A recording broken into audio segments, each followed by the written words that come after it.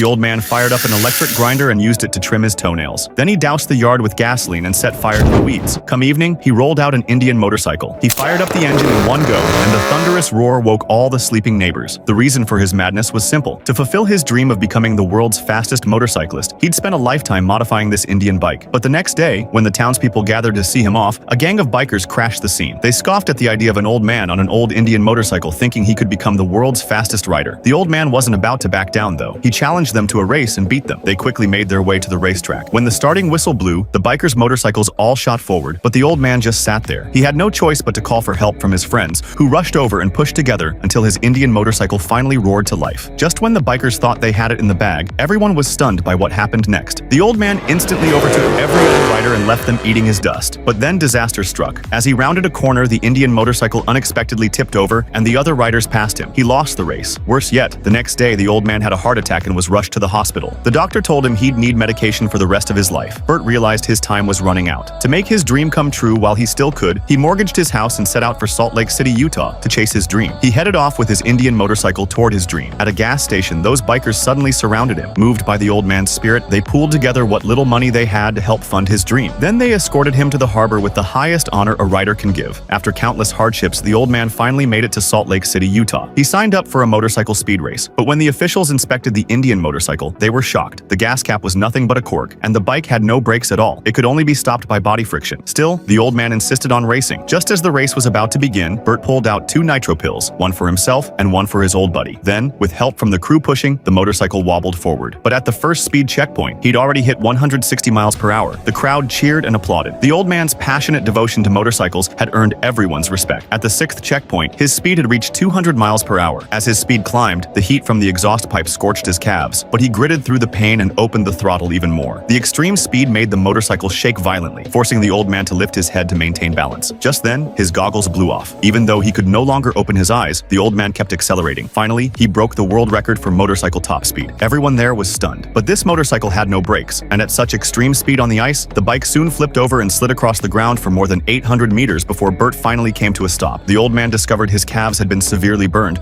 yet Bert felt nothing but pure joy because he'd finally achieved the dream he'd pursued his whole life. His entire life had been for this one moment, and it was all worth it. This is a movie based on a true story. Finally, do you know what the top speed of the fastest motorcycle is now? Follow me to watch more exciting movie clips.